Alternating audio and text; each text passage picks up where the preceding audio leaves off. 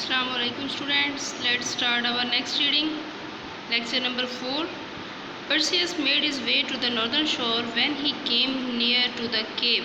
Perseus northern shore शुमाली साहिल के करीब गया और जब वो गार के करीब गया of the grey witches he crouched behind some grey rocks. Never had he seen such a hideous sight. The witches were filthy, tattered grey robes which looked so much like her wrinkled grey skin that it was hard to make out their features. Perseus almost gagged as he noticed that they shared one eyeball. As the witches moved around the area, they passed the eyeball to each other with their claw-like wrinkled hands. अब जब वो उन grey witches के करीब जाता है तो वो उन ग्रे रॉक्स के करीब जाता है और उसने वो ऐसी रॉक्स कभी नहीं देखी थी। वो इंतहाई गंदी थी और ग्रे कलर की थी और उनके जो चुड़ैलें थी उनके फेस बिल्कुल झुर्रियों वाले थे, ग्रे कलर की स्किन थी और उनके खदोखाल को पहचानना बिल्कुल भी इजी नहीं था, मतलब उनको पहचानना इजी नहीं था। और उनके पास एक आई बॉल होती थी और जब वो एक दूसरे के पास एक से दूसरी तरफ जाती थी तो वो एक दूसरे को हैंड ओवर करती थी, यानी कि एक दूसरे को आई बॉल देती थी तभी वो देख सकती थी।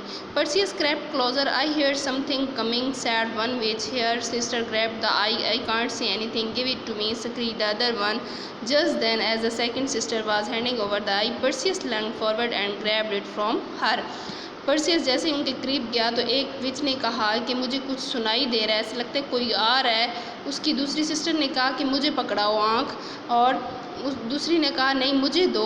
और जैसे ही वो खींचने लगी दूसरी सिस्टर तो परसियस ने छलांग लगा ली और परसियस ने उनसे वो खींच ली। The witches were confused. What can you see? Demanded the first witch. Who has the eye? Give it to me. Croaked the third witch. You have it, you fool. Here's the second witch. Perseus spoke loudly. I have your eye. You can have it back in return for what I need. The witches wailed and pleaded. Give us back our eye. Tell us what you want. अब witches जो थी वो बहुत ज़्यादा confuse थी। वो एक दूसरे से कहने लगी कि मुझे दो, तो वो दूसरी कहती थी नहीं बेवकूफ़ तुम्हारे पास ही है।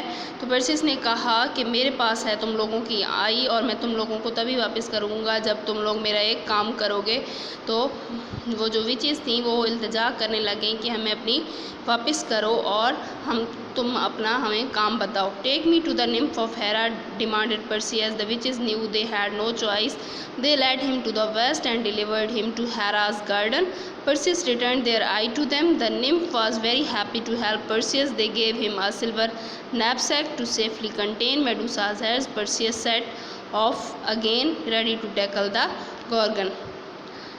तो परसियस ने उन्हें कहा कि मुझे हेरा के निम्फ की तरफ ले जाओ। द विचेस और वो चुड़ैलें जानती थी कि अब उनके पास और तो कोई चॉइस नहीं है, इसीलिए वो उनको वेस्ट की तरफ ले गई और हेरा के गार्डन की तरफ ले गई। जब परसियस ने उनको उनकी आई बॉल वापस कर दी और निम्फ वो बहुत ज़्यादा खुश थी परसियस की मदद करके, और उसने उससे एक बोरी दी ताकि उसके अंदर वो मेडूसा का हेड रखे और फिर परसियस को जल्दी से जाने के लिए राज़ी कर लिया।